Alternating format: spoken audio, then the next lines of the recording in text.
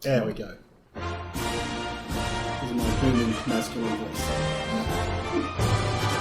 And now for some jokes. How are you, little Joe? Well, ladies and gentlemen, welcome to the Royal Gossip Podcast. I've decided to use my natural voice this time. It's 5 minutes past the hour, 55 minutes to the start of the next hour. Time for a non-stop block of chocolate block and rocking your sock. Okay, calm down.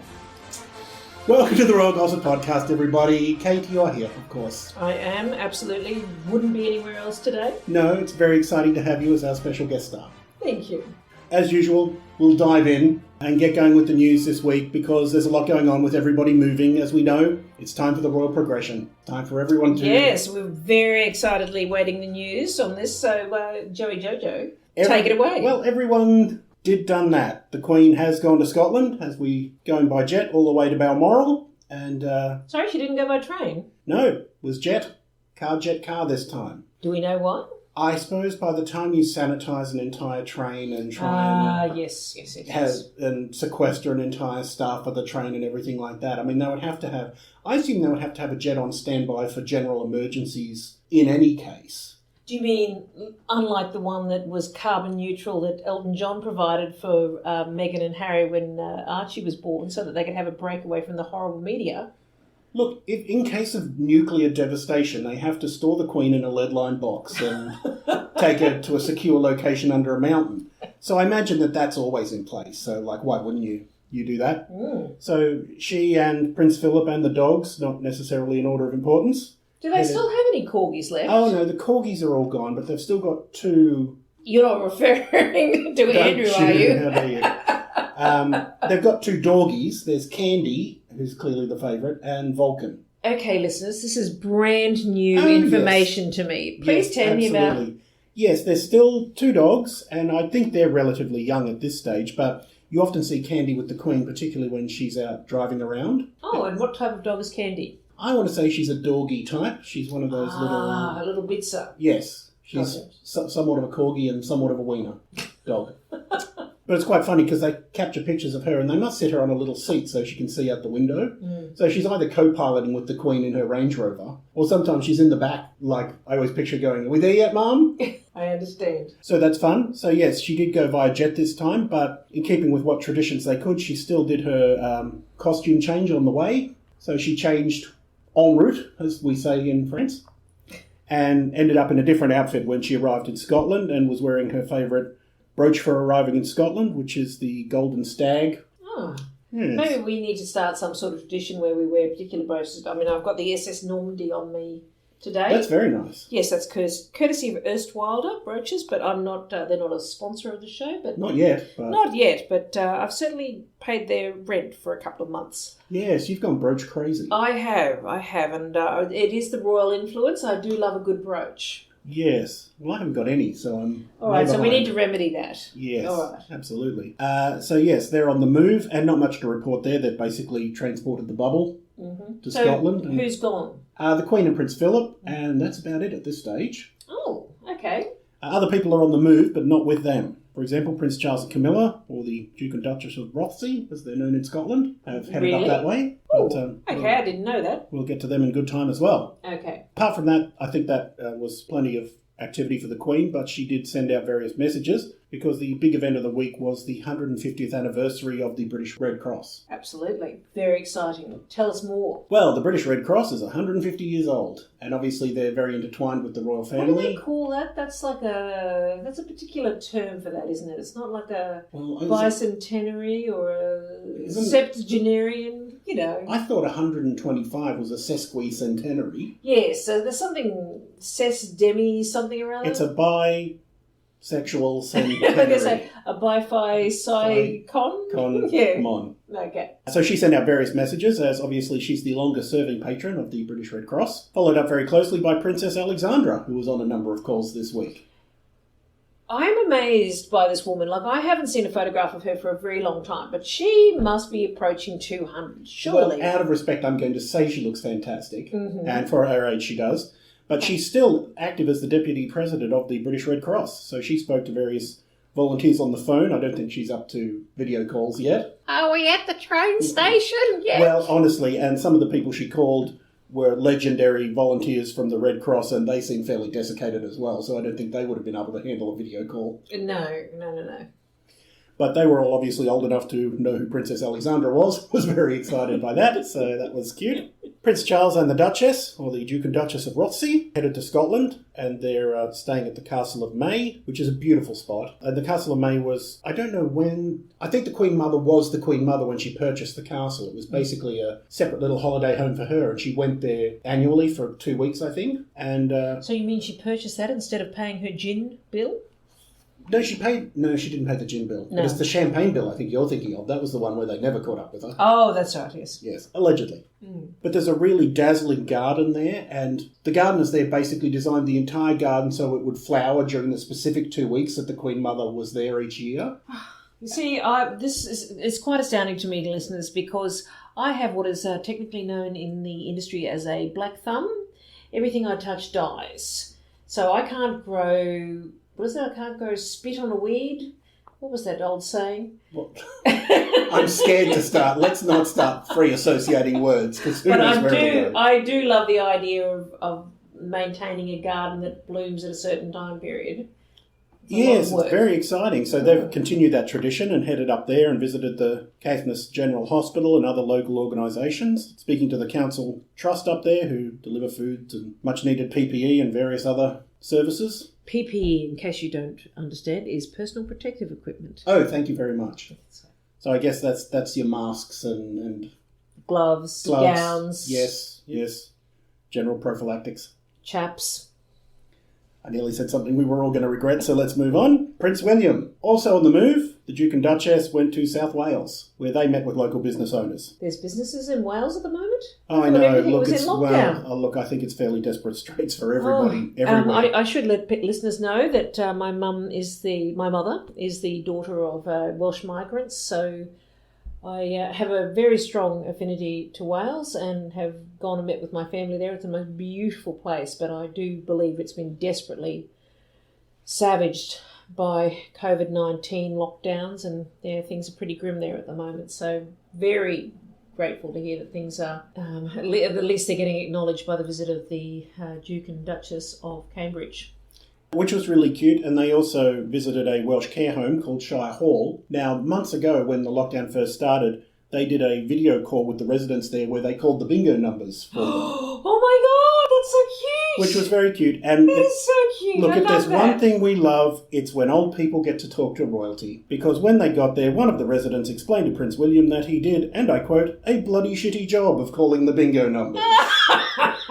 I love it. And then went on to ask the Duchess if she was his assistant. Oh, and no! As they both began to laugh, she said, pretty much yes. So that was fun. And the Duchess was actually pretty busy before she left because... she had to eat 2 rice cakes? Well, I don't think she got time for that. Okay. But she has created these brand new boxes for baby banks. So basically she's called out to retailers to make these boxes of supplies if you have a new baby. Ah, yes, that is something that they've been doing, and I cannot remember which Scandinavian country it is. I want to say Norway, that they've been doing since the 30s, where they got on this initiative where they put boxes together, and like an actual slightly larger than a baby-sized box, and they put in nappies and formula and all the sorts of things that they need, and that also served, if you were desperately poor, as a crib for the baby, and that's something that's continued on and has helped significantly lower infant mortality since they introduced it. Oh, wow.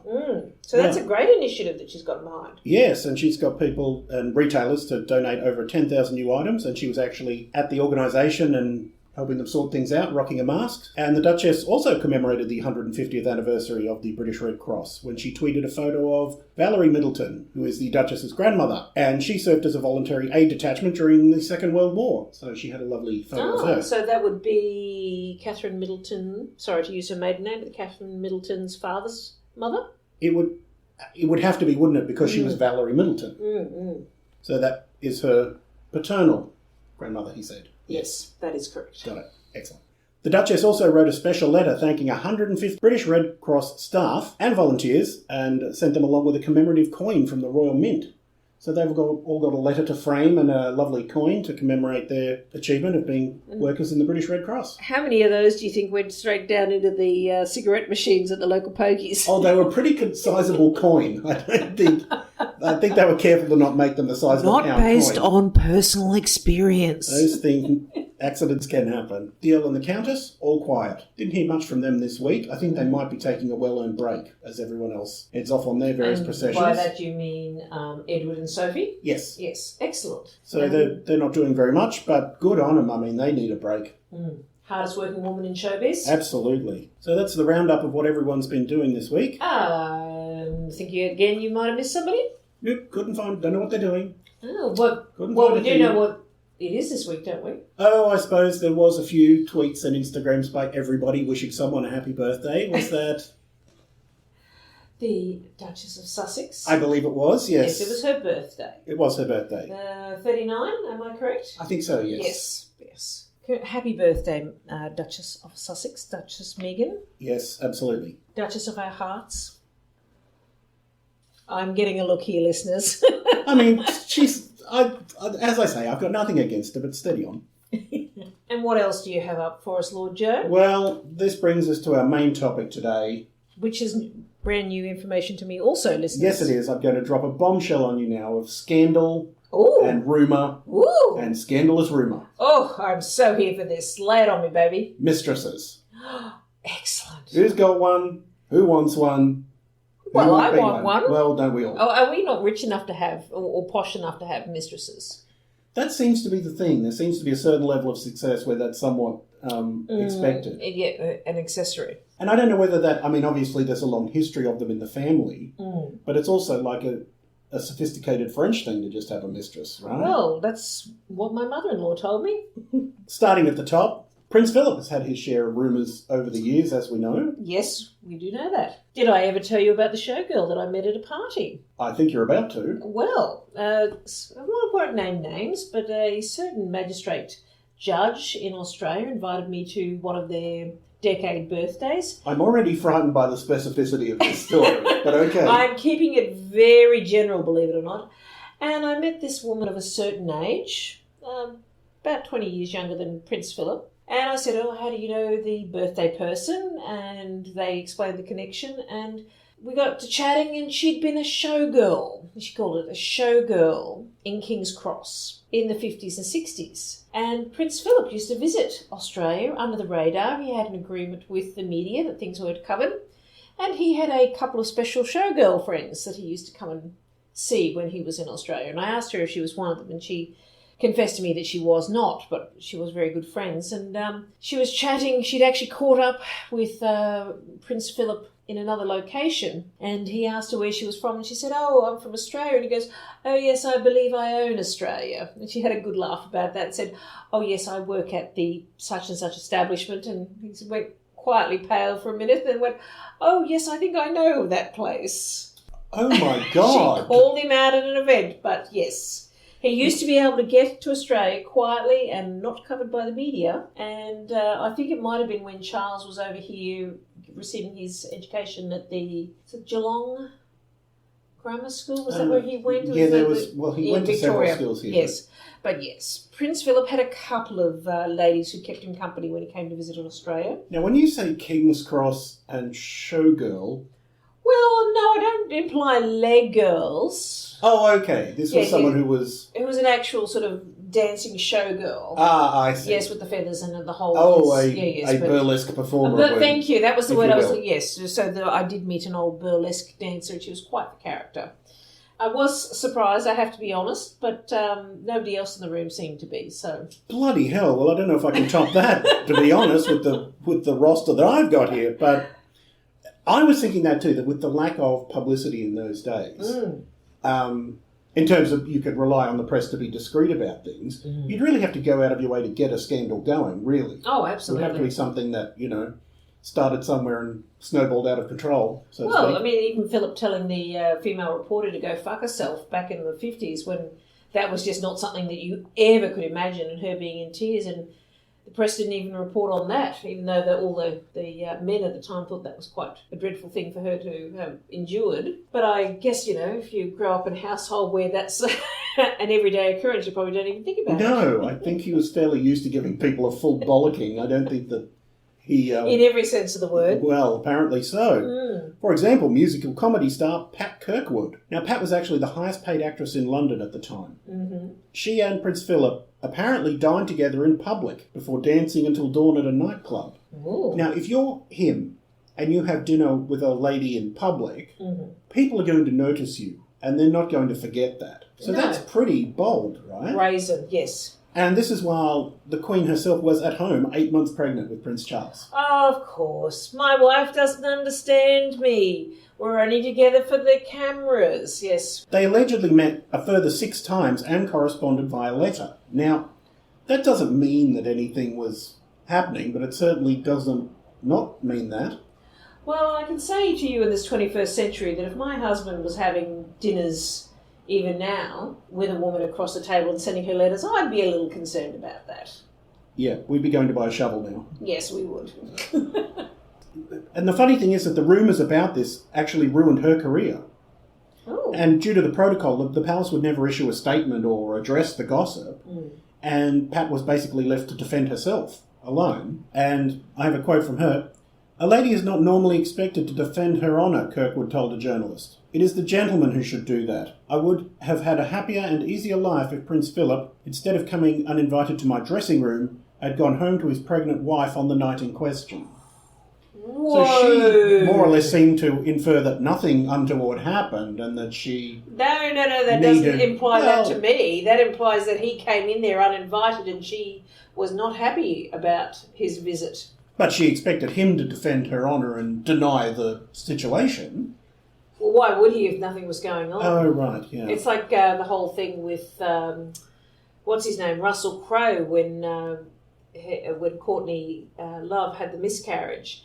And Russell Crowe was going, "She needs to come out and say it wasn't my child." And she's going, "What the? Dude, how can you possibly make this about you at this moment?" But he did, because apparently Australian newspapers were alleging it was his child. And she was going, "I didn't even think that was going to be an issue. And when I'd lost my child, why would you think I'd come out and defend you?" So, oh, my God. I know, the arrogance of him. But, I would say that Prince Philip, if there was nothing going on, probably didn't think he needed to answer that. No, well, to Prince Philip, Pat wrote, "If there had been some support from your direction, the matter could have been squashed years ago." Ooh. And it became such a legendary story, there was actually a 2014 cabaret show called Pat Kirkwood is Angry, which basically focused on her stage career and her inability to escape the scandal. Well, luckily things have changed and they address all these things through the media in the way that they should. Oh, Lordy. But once again, I don't believe that she was married, but somehow she was the one who couldn't escape the scandal, whereas he obviously got off.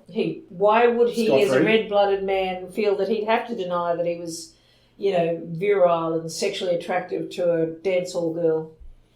Right, you probably don't hate the rumours if you want to be seen as a I'm still Lothario. got it, yes. Although, you see pictures of Prince Philip and people say when he was young, he was very handsome. You don't think so? I think that's push. I mean, Rob Lowe is very handsome. Oh, I mean, Rob Prince Lowe. Philip was just not a gargoyle.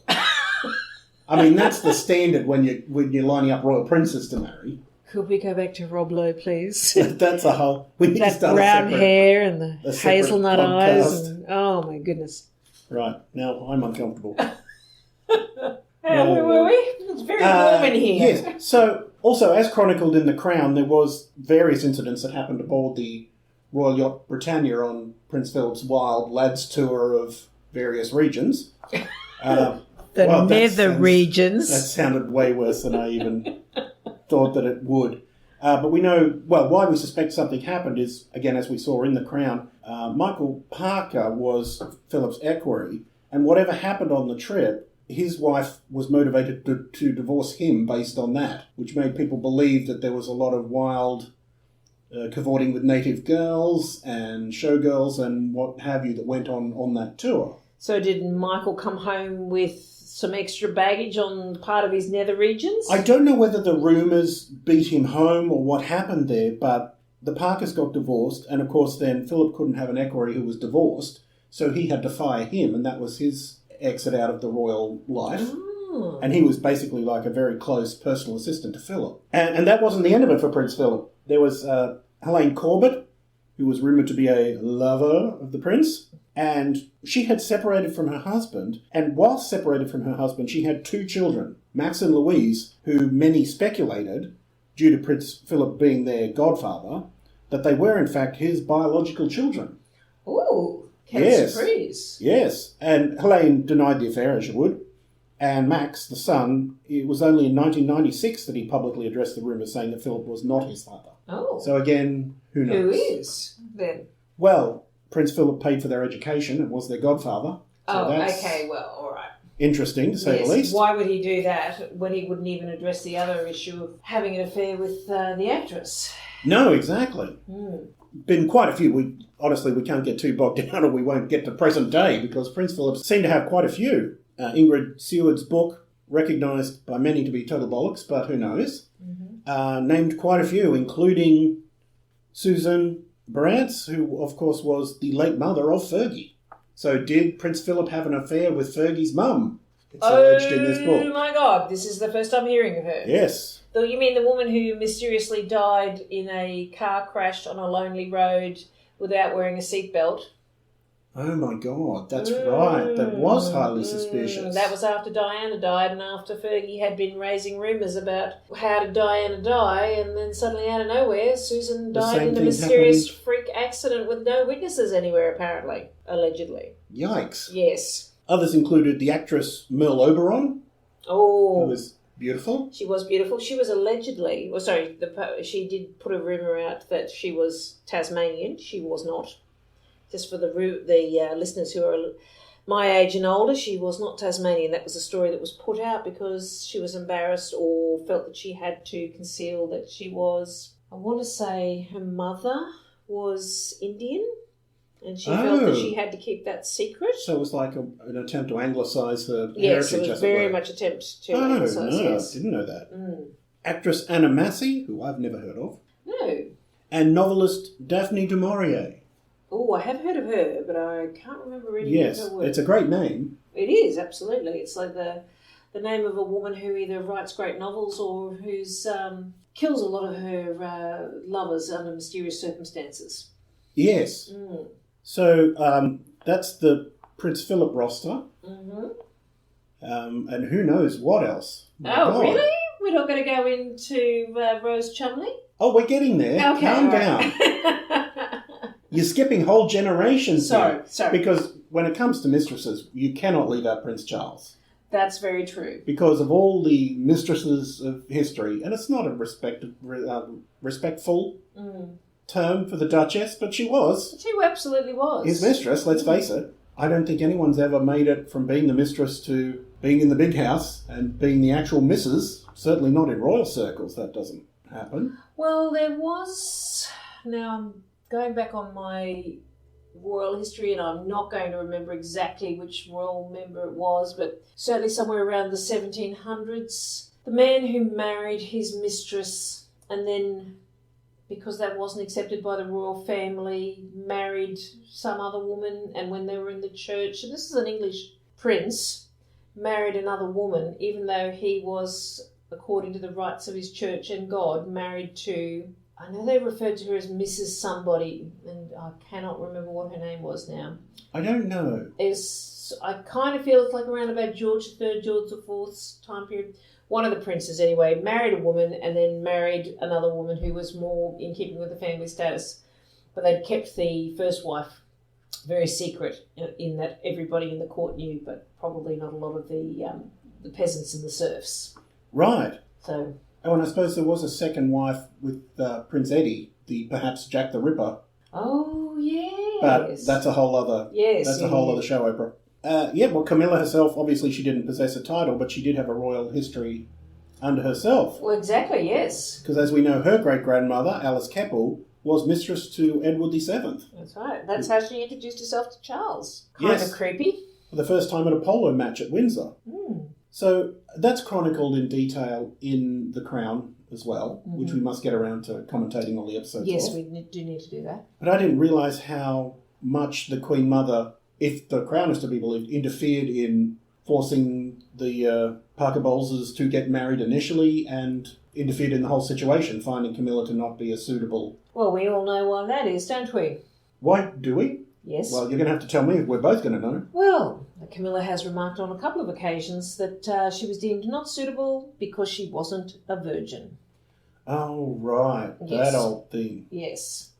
How Which ridiculous. I do find quite ridiculous because I'm fairly certain that that's a tradition honoured only in name only and not in actuality. So there might have been other things going on behind the scenes that we don't know of, but that was the official reason that was given at the time because Camilla had had 2 boyfriends before Charles, and it couldn't be seen that Charles was marrying someone who wasn't a virgin. Right, because she wasn't entirely unsuitable in any other way. No, she was a no, horsey no. kind of person and someone in the social set. It's so ridiculous that, only a few years later, after he'd married Diana, that Andrew was able to marry Fergie.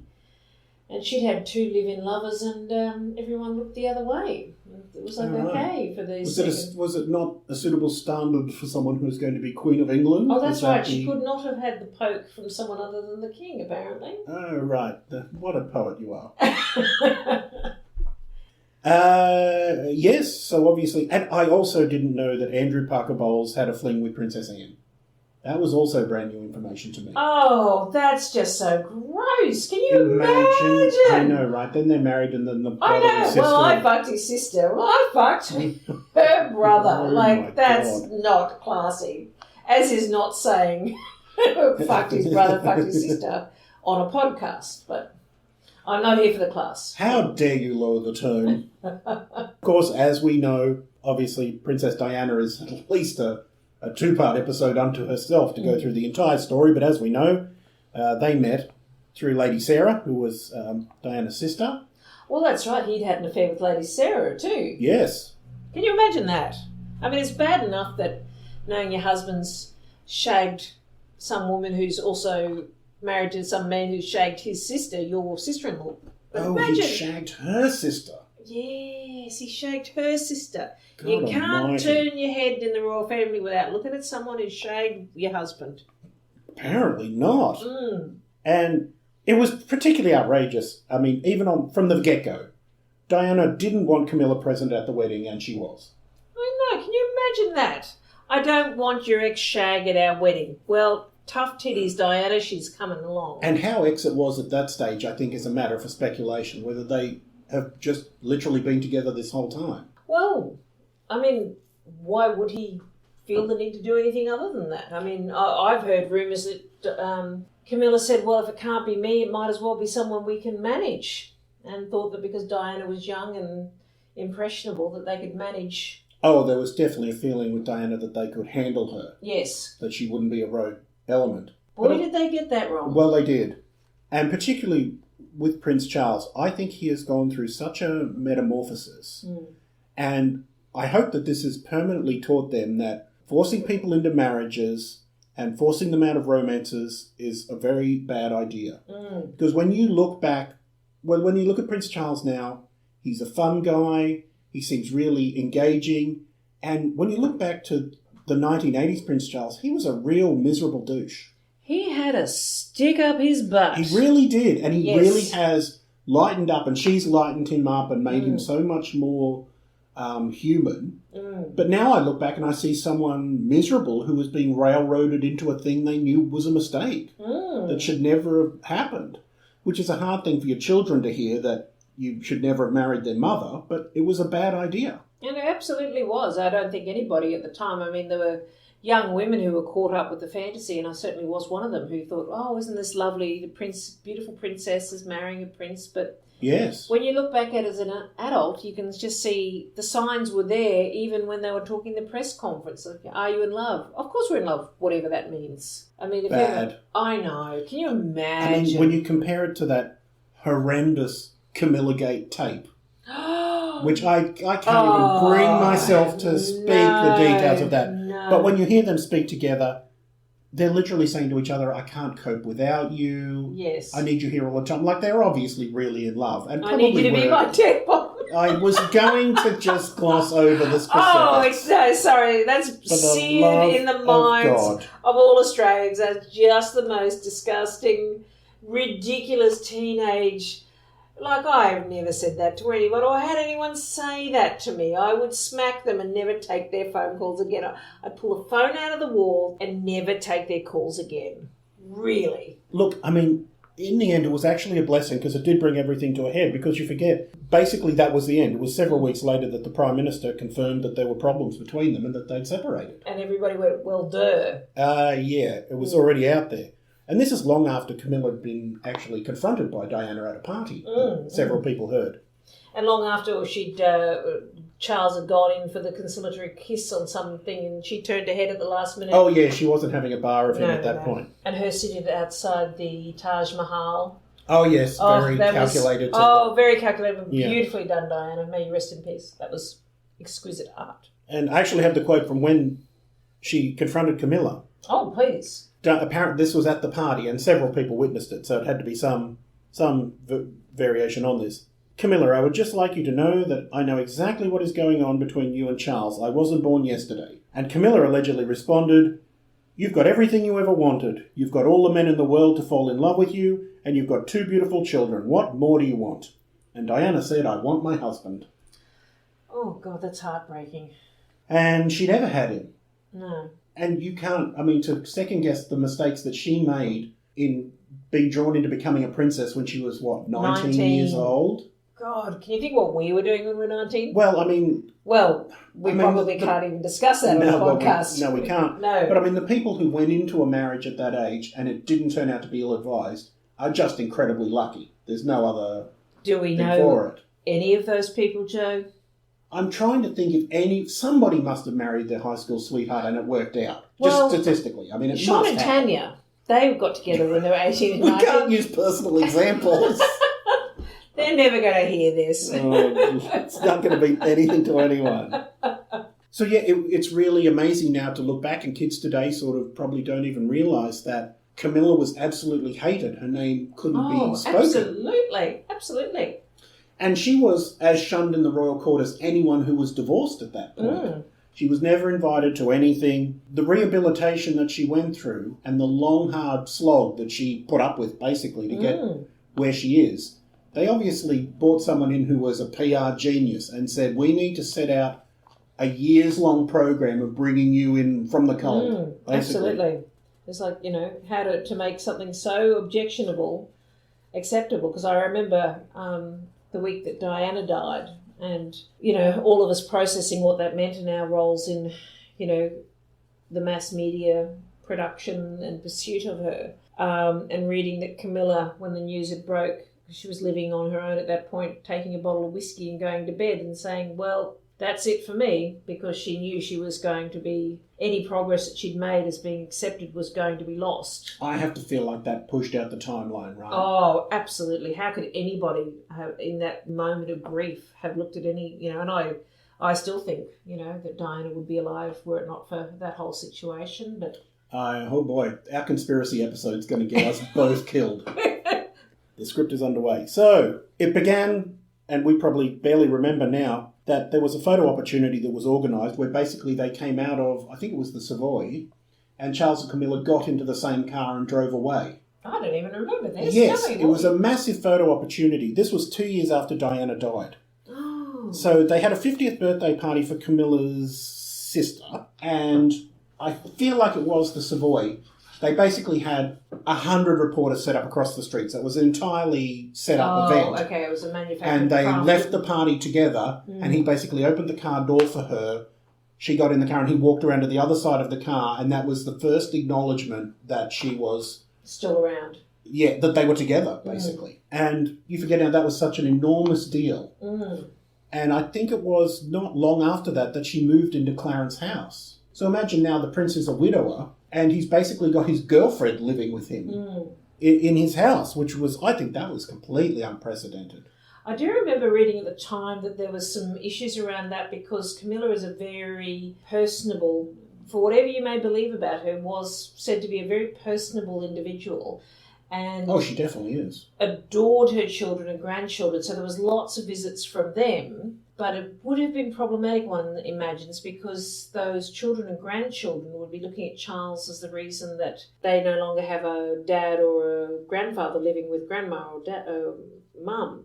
And Charles was not close to his children at that point. They were off doing other things, and he didn't have any grandchildren. And, he was a fairly, I don't want to say despised, but he wasn't generally well liked by the public at that point in time. So there would have been, if you're married to someone who's a bit of a social recluse and you're quite used to entertaining family at your house, that would be difficult to negotiate, one would imagine. Yeah, absolutely. As an older couple coming together. Yes.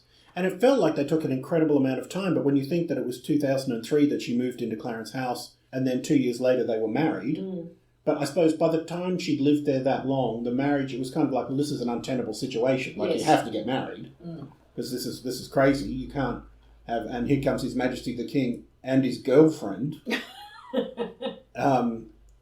But again, being a divorced lady, she wasn't invited to any Church of England dues or to anything at Buckingham Palace. And basically, and it wasn't even, the situation with Prince Charles was an extremely sensitive one, but kids probably don't even realise that even that late, and this is around the year 2000, it was only then that there was a thawing of the regulations, where before that, if you were anybody who divorced anybody, you became persona non go fuck yourself. Yeah, well, that's as I mentioned in an earlier podcast, that when I met with one of Richard III's sister's descendants, so John Plantagenet, who lives here in Brisbane, he went over for the reinterment of Richard, and he sat beside the Countess of Wessex, Sophie. And she's one of the Queen's favourites because Sophie and Edward were the only ones of Her Majesty's children that were still married. And there was believe it or not, there was a time period where, according to whatever the rules or regulations or traditions were, that Anne couldn't attend an event if the Queen was unavailable, and obviously Andrew and Charles, whoever they were with, could not attend in her place. So most of those duties fell to Sophie. So she was a very hard-working individual. But it's interesting, you sort of wonder what would have happened were it not for all the divorces that she got elevated to this position. And I was completely unaware of that, I've got to be honest. I didn't know that she'd stepped up and taken over those roles. No.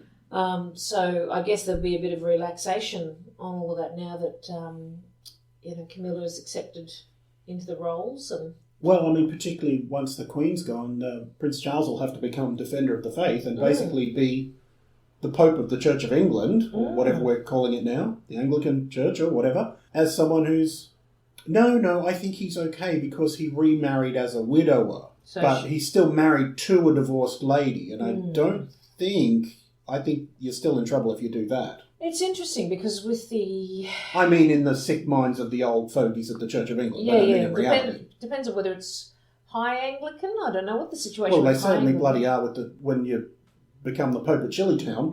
They anoint you as basically a papal figure, so it doesn't get much higher than that. Yeah, I've only been to one high Anglican wedding in my life, and where we are in Brisbane, there's only one high Anglican church, and it's probably more Catholic than Catholic. It is. That's exactly what it is. It's really quite incredible. They've got the incense and the bells, and it's quite amazing. Don't know if they do the molesting, but I think that's something you can pay extra for. Right, that's an extra service. And I think that, I envision that there might have been an ultimatum from Prince Charles to the Queen saying, well, I'll quit. Because when you think about the 180 she did, in that small course of years, they let divorced people off the hook they were able to go to services, they got invited to Buckingham Palace. And when you think about Camilla, it was only over a course of a few years. The Queen wouldn't go to Charles's 50th birthday party because Camilla was going to be there. Oh, I'd forgotten about that. That's right, yeah. And just because, and I think that was just because of the divorced thing. Well, as you know, I married an Anglican man, and we would have had to apply for some sort of special permission. That was before Diana had passed away. So we did not have a wedding in an Anglican environment. But that shift from the Queen, who is quite immovable on subjects like that. Absolutely. For Camilla to go from someone who couldn't be in the room with her to someone who rides in the carriage with her, that's an amazing turnaround. And I think maybe the Queen softened over the years too and realised, am I going to alienate Charles and have him walk away over this? Yes. And especially given, then what? Yes. Well, I don't even want to think about that. To then leave William at a very young age, first in line, would have been... Yes, and Prince Regent and... I can't imagine if Charles did abdicate his position, that would abdicate his children's place in line? Yeah, I think they would have been they would have required a Prince Regent, which would have been Andrew, perhaps? Well, I'm thinking if William and Harry were also out of succession at that point, it would have gone to Prince Andrew. Who yeah, that's what I mean. Like, they were 14 and 12 when Diana died, so that would have been horrendous. So maybe that was the whole thing. He just said, they're not of an age. What do we do? So it was only a couple of years after they were married that it was the 10th year memorial service for Diana, which Camilla quite sanely said that she wouldn't attend, simply because if you did, that's all anyone would talk about. Yes, absolutely. So she actually released a statement, which was very rare for her, and said, "I accepted and wanted to support them. However, on reflection, I believe my attendance could divert attention from the purpose of the occasion, which is to focus on the life and service of Diana. I'm grateful to my husband, William and Harry, for supporting my decision." And the boys always have seemed fairly warm with her. And look, they're grown adults too. Maybe they also see a situation as, look, if your parents didn't marry in the best of circumstances or it was a bad idea, there's not much point in carrying on a hate for either of them through your life or not wanting him to be happy. I mean, life's too short. Absolutely. Obviously. But it does leave the question, and I guess it's going to be a formality, but also it's a technical question. Will the Duchess become Queen of England? Yes, I've sort of wondered when they first raised that, the public ire that came out of that, even just raising that as an issue, people were, no, never, she'll never be my queen. I have to say I was very firmly in that camp myself. I was not a Camilla fan, and I have to say, look, I have no strong feelings either way about her now. I think that, she's a supportive person of Charles. I think that they should have been allowed to marry. I think it was ridiculous that she couldn't marry him in the first instance when she clearly loved him. But, I don't... It's weird. Like, I do think, poor Diana, and I do think that she was very hard done by, but she's gone now, and maybe this is the thing, we just have to move on and accept that Camilla will be our queen. I mean, from my perspective, I think she's a good old stick. She's a fun person. She's grand enough, but not too grand, in that she's obviously a dignified lady, but she's also very approachable, which is exactly what you want. And she's never put a foot wrong. And you mean apart from having an affair with the King of England, the future King of England, and cheating on her husband? I mean, she has lived down what would be a life-ruining indiscretion, and was, as we've heard, for many people. So it's kind of a wild idea. But my thing about the whole Queen of England issue is, even if through styles they call her Princess Consort, that's really going to be an in-practice thing only.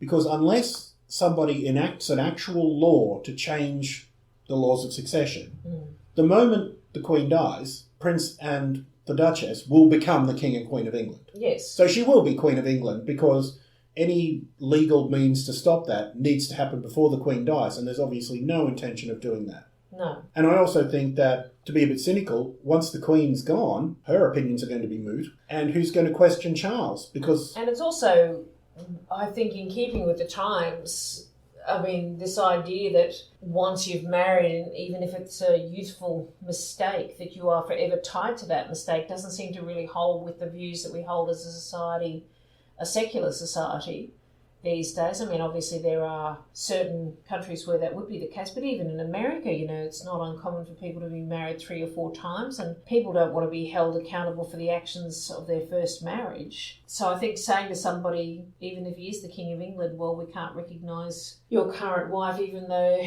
the first princess is deceased, I don't understand why they wouldn't make changes, whatever's needed for her to become Queen of England. And I mean, she's right in the fold now in terms of being given various royal colonelships. The Queen named her a Dame Grand Cross of the Royal Victorian Order, which is the most familial and personal of the orders. So it's really for inner sanctum family members only.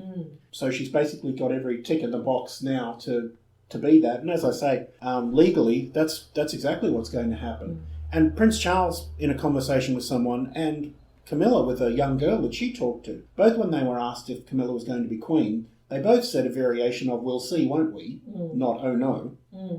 And I know that there was a section on the website that said that she would be known as Princess Consort, but when they tightened up the website and edited down everybody's stories for size, that was one of the things that went. Oh, really? So I believe that's no longer up there. Oh, well, that won't be accidental. So it'll be interesting to see. Yes. Well, I can't think of anyone else who's had any rumours of a mistress in their lives. So oh, really? We're not going thank you for joining us, listener. We're not going to talk about William? This alleged story that was allegedly alleged. No, it wasn't allegedly alleged. It was actually alleged by several royal reporters. Oh, royal reporters said it. Here was I think he was a made-up load of bullshit, but now I've heard royal reporters are involved. Yes. Do go on. Here's what we really actually know. Catherine, Duchess of Cambridge, bless her, hero to us all, was longtime friends with Rose Hanbury, as we know as the Marchioness of Cholmondeley. So she's For also... listeners, when you want to look that up, it's actually written as Cholmondeley. Yes. But pronounced Chumley in that typical English way. Yes. I think your family name loses a syllable every century. That's right. Until it's just a guttural noise. And I don't put her down to say she was a former model, but she was. And she married the Marquis, obviously. And they've got 3 children, I believe. But she had ties to the peerage already because her grandmother was Lady Elizabeth Lambert, who was, I don't think she was one of the Queen's bridesmaids, but she was a lifelong friend of the Queen. And one interesting thing I actually learnt about them is that when she married... The Viscount? The Marquis? Yes, Marquis. Well, she was already pregnant, but I'm not going to judge that. Thankfully. She had twins. Did she? Yes. Which is a conundrum when you have twins by a caesarean, because the firstborn son has to inherit being the Marquis. Oh, yes. So, in that case, it's always well known that they always, they put everything euphemistically. Obviously, it's the first one born.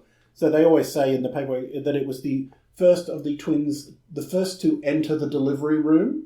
Oh, that's very English, isn't it? Yes. Well, I don't want to say exit the vagina, I suppose, so they're trying to be... Well, if it was a caesarean... delicate. Well, exactly, and that made it a bit of a problem because the babies were basically born simultaneously. So they decided who would get the title. Beforehand, they decided that the heaviest baby would win and get the title. Oh. So so Alexander, the Earl, beat his brother Oliver by 5 ounces to be the heir to the family. So you're saying being the fattest does actually work sometimes? I'm just saying that sometimes there's some advantages to being chubby. Excellent.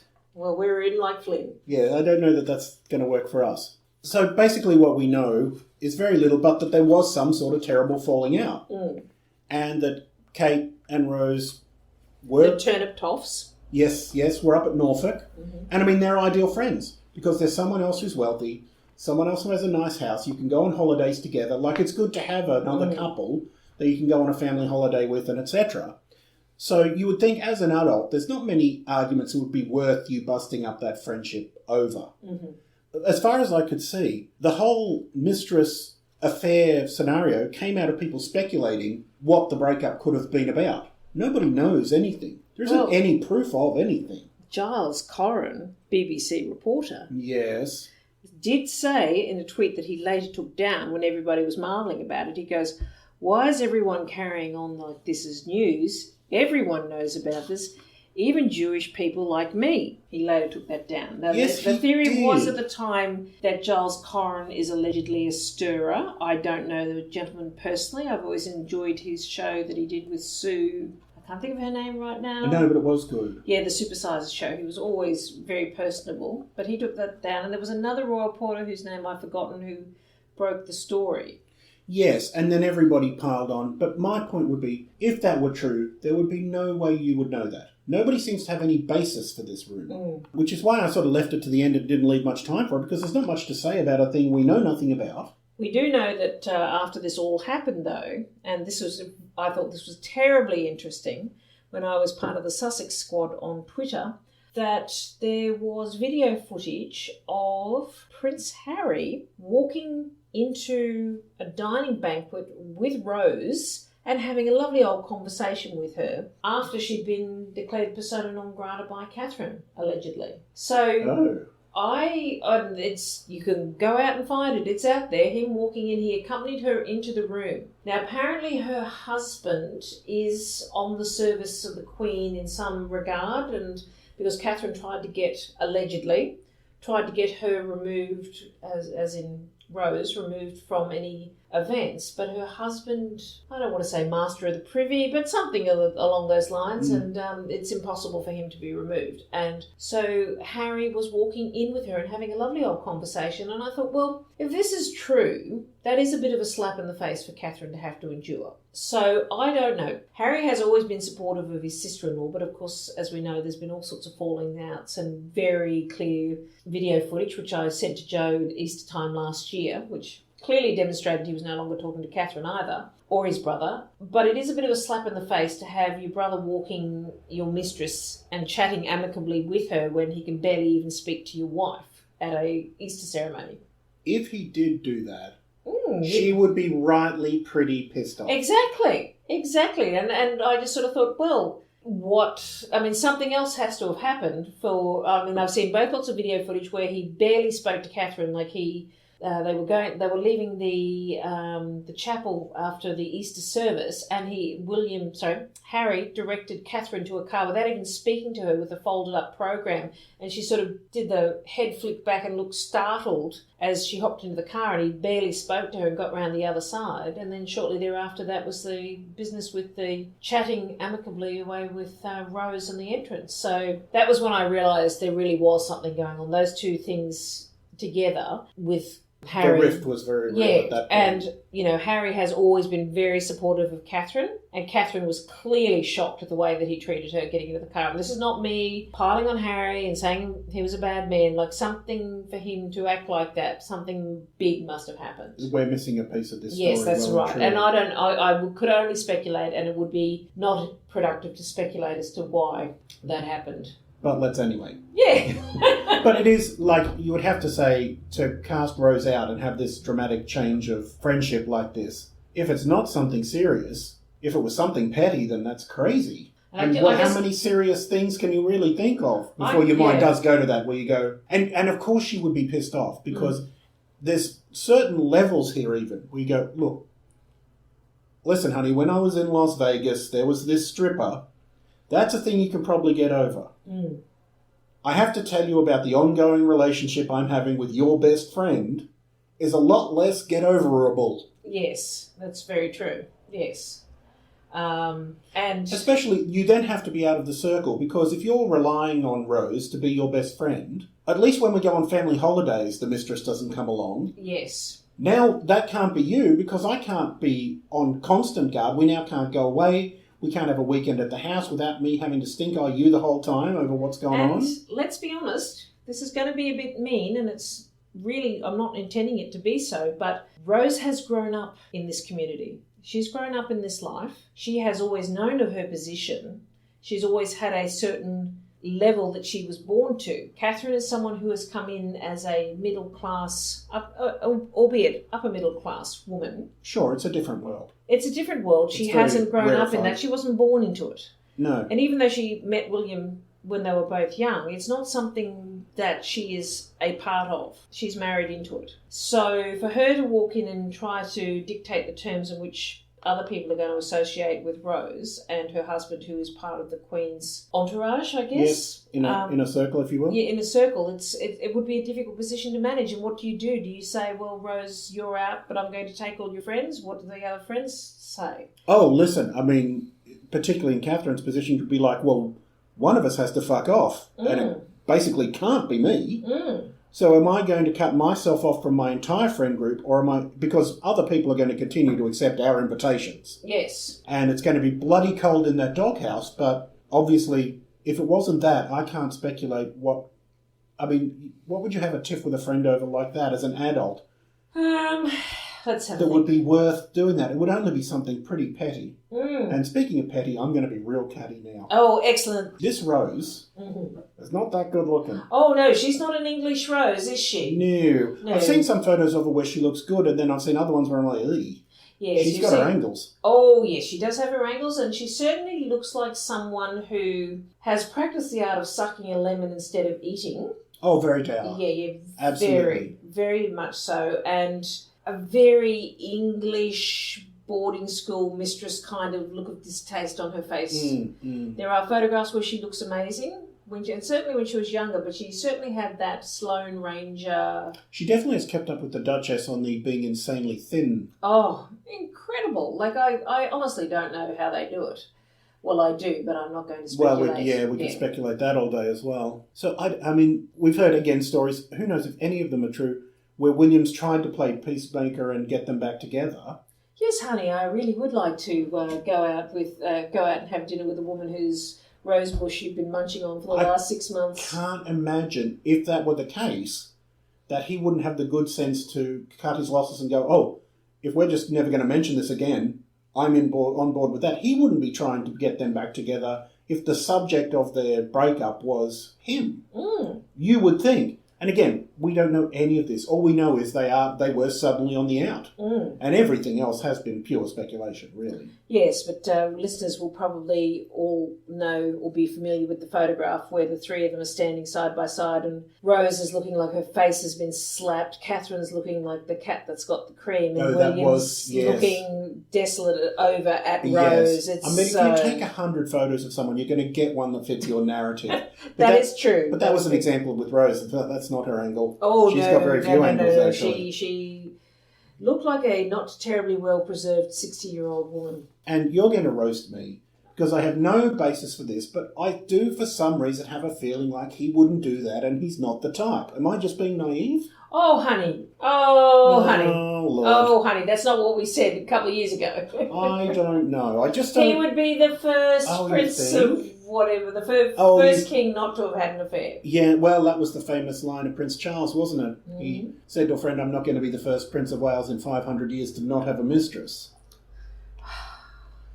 Right. Well, I seem to have ruined my own point there, so... Honest to goodness, though. Like, if you are the future King of England... It is good to be the king.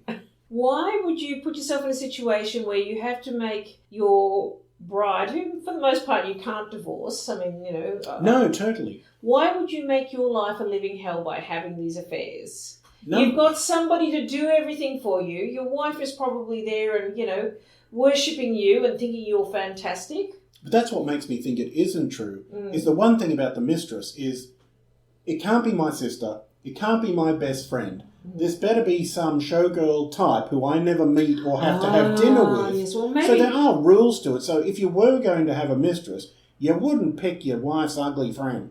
It just makes no sense. Particularly when he could get some... You did see my ex-husband's mistress, didn't you? Though we were never really friends. She was an acquaintance. Oh, that's right. Yes, and he was English, but he was stupid. He was very stupid. Why would you ruin the greatest thing ever for the legend of the dog-faced woman? It does make no sense. You could use a face to make dog guard biscuits. But look, it does seem... I guess the thing with William, if this did happen, allegedly, that he would be looking for someone who would have a similar understanding that this was not going to turn into anything, that she couldn't parlay this into a long-term commitment that Camilla had, and it would be having an affair with someone who's got as much to lose as he does. She has 3 children in a marriage to someone with a title. He has 3 children in a marriage to someone with a title. I just feel like he has so many options to blow up his home situation doing this. It doesn't make a huge amount of sense. Well, but that sometimes she's these things posher don't. than Catherine, technically. I suppose. Not for long. No. So, I don't know. It all does seem very weird, but as I'm constantly reminded, you were of that stock, but, I'm not. So we don't understand necessarily the rules of engagement in these sorts of societies. But I think if you had an understanding, not my best friend and not my sister is part of the understanding. Yeah, that's true. That is very true. And maybe he was just naive or stupid in thinking that was acceptable because he couldn't find anyone else who wanted to get involved in that whole train wreck. If you're going to have a tart on the side, she better A, be a tart and B, on the side. Yes, and... Yes, that's a good point, because from her point of view, it's got to be... from William's point of view, it's got to be somebody who doesn't want to have a long-term relationship that he ends up marrying her. And maybe he was drunk. Maybe she was drunk. Maybe it was keys in a bowl and he thought Catherine understood what that all meant. I don't know. Before we get into more dangerous speculation, let's just watch this space, because at this point, we know nothing. That's true. It's all speculation, but that's what we are about that's sometimes here. That's all we're about. So, that's Mistresses. So that's the situation as it stands. I guess we'll watch this space for further updates and see if Rose is ever let back into the fold or what comes of that. But at this stage, it's a rumour that kind of has to go away due to lack of evidence, and how long can people harp on it?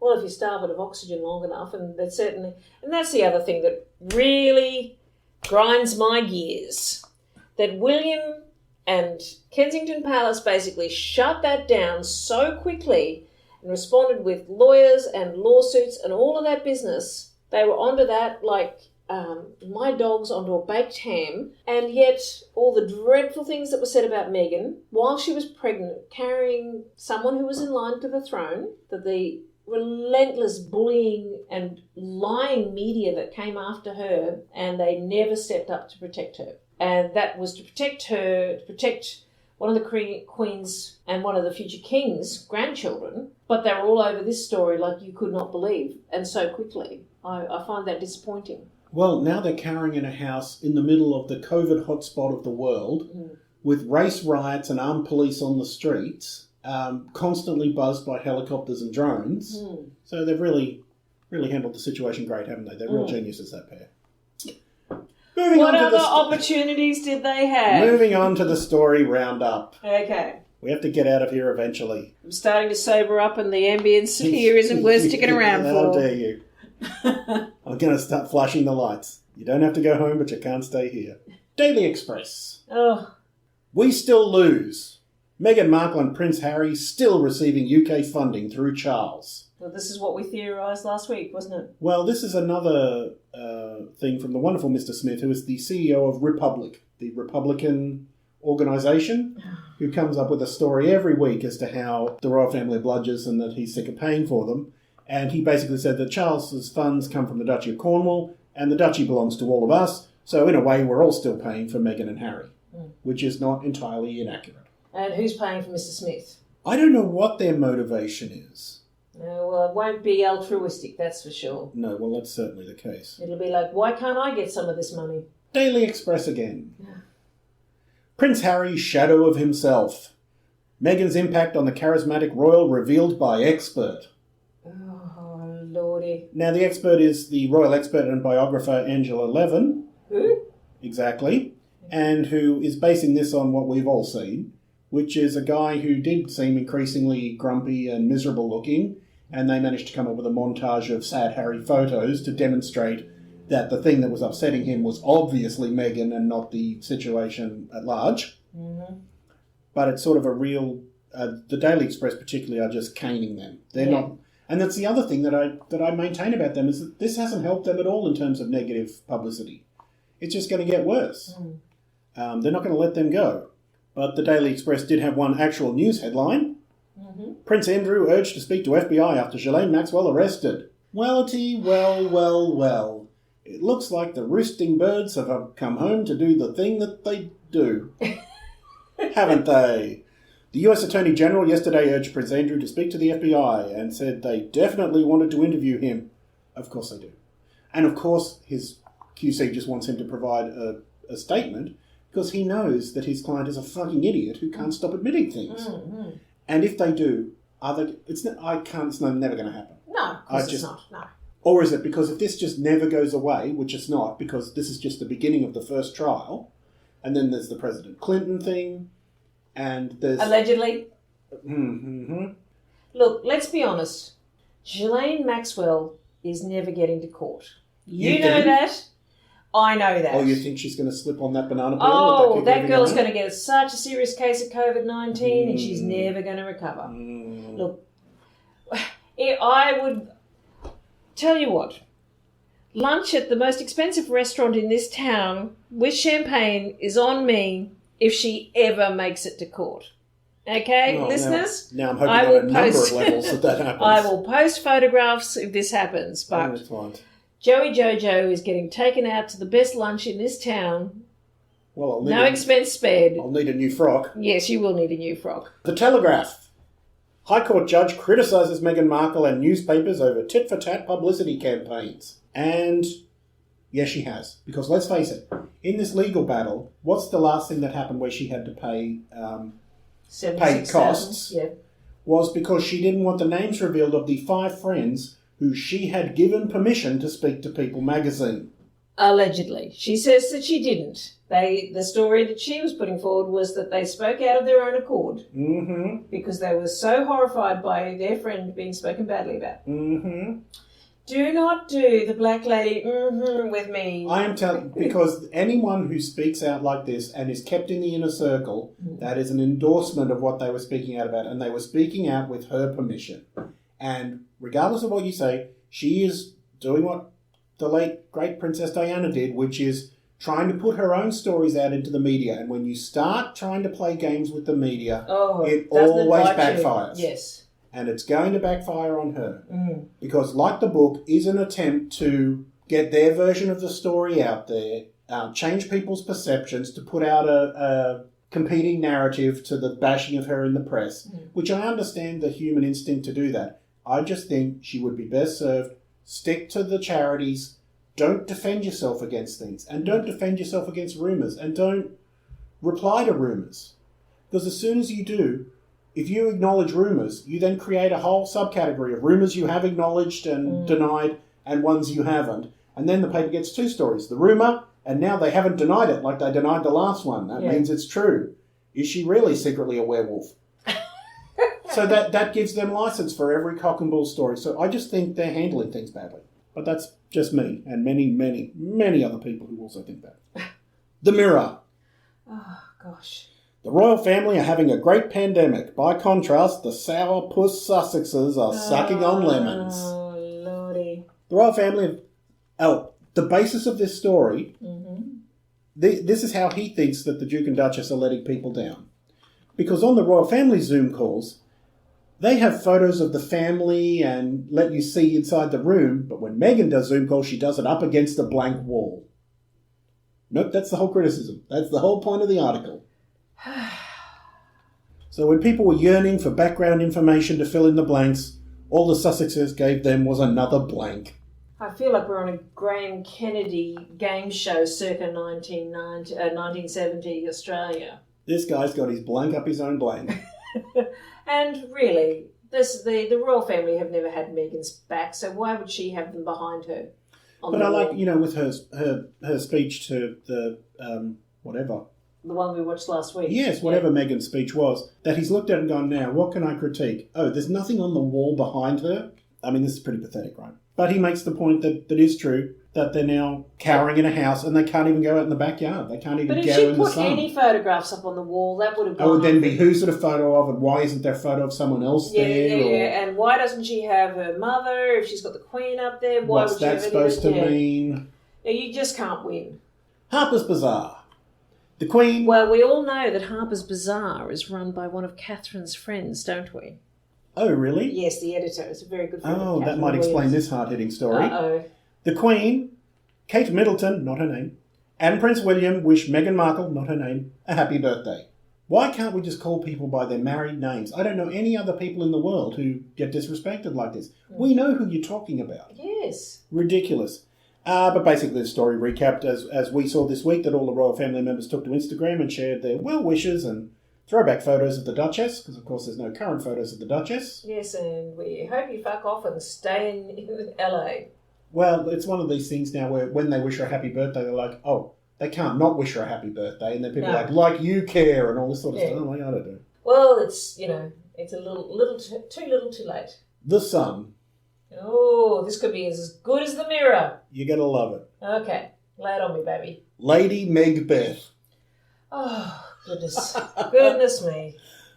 Royal biographer says weak Harry was taken away from his family by Shakespeare villain Meghan. This was by royal biographer and complete lunatic Lady Colin Campbell, whose rantings we've all enjoyed in the past. Oh, well, we all know how Lady Colin Campbell got her title, so it's... We certainly do, but let's say it anyway. Well, Lady Colin Campbell was actually born was assigned male at birth. What?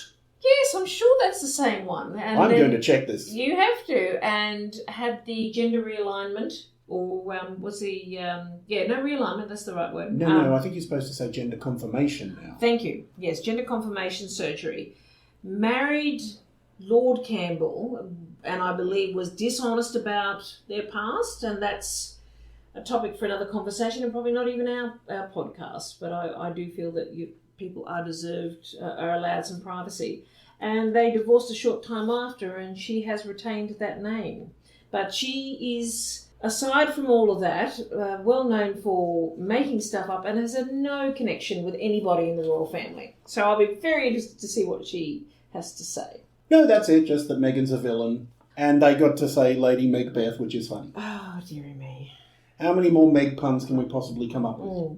One late story has come in. Oh.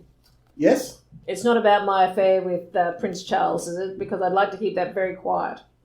I don't know which part of that I'd least like to picture. This is a late story from my wonderful mother, who, as you know, is our correspondent in the field. That's right. And she sent in this little gem for me. Prince Andrew allegedly used a puppet of himself to grope victims at Jeffrey Epstein's house. Now, I want you to imagine... I don't even want to imagine. No, too late. You're doing it. No, I am. It. Oh, my God. It's an eyes wide shut nightmare where Prince Andrew has a glove puppet where he's basically fisting a miniature Prince Andrew and going around going, what do you think, Andy? Is it time to molest? Yeah, I think you're time to molest. Oh. Want to molest now? See, I do. Yes, I don't know why I made the puppet Spanish. I apologise for that. Can you... Well, we can imagine, and how horrific it'd be that I'll go, well, this is the boob that puppet ate, and what do we do now? And the two biggest bombshells from this is, number one, this is one of the things that came out in the papers that were released by the judge in the case against Helene. Mm-hmm. But it's only an excerpt from an entire unpublished book by Virginia Roberts Giuffre called The Billionaire Playboys Club. So this is a story from that book. And in other news, she's written an entire book. Okay, so we're just learning about this now? I am. Far out. So that's an entire book which she will have to release at some point. There is just so much more to come out. And I still haven't read Finding Freedom, the Meghan and Harry book. Because we're not up on the level of Lady Colin Campbell yet. Oh, in that case, I'll just make up what it said in the book. Well, as I was saying, that's what Piers Morgan has done, because God knows who'd give that freak a copy. Oh, by the way, Piers Morgan, I hate you, and you're a cunt. Sorry, lowering the tone there. Sorry, should I have said twat? Do you want me to... Edit that out? No, are we going to now brainstorm other vagina names? This is all getting cut out. All right. Thank you all for joining us here at... the classy establishment. At the Royal Gossip Podcast Studios, atop Royal Gossip Podcast Tower. Subscribe if you haven't already. Obviously, you want to hear more of this. And go to facebook.com/RoyalGossipod to join in the chats with us. You can comment. We have got an Instagram, which is also linked there, and a Twitter, which is also linked there. And I created a Tinder profile for Kate that she doesn't even know about. So there's various different ways you can get in contact with. But until then, I think we've said enough for one day. Oh, yes, we have. Absolutely. Say goodbye, Katie. Goodbye, Katie. Don't sue, Piers.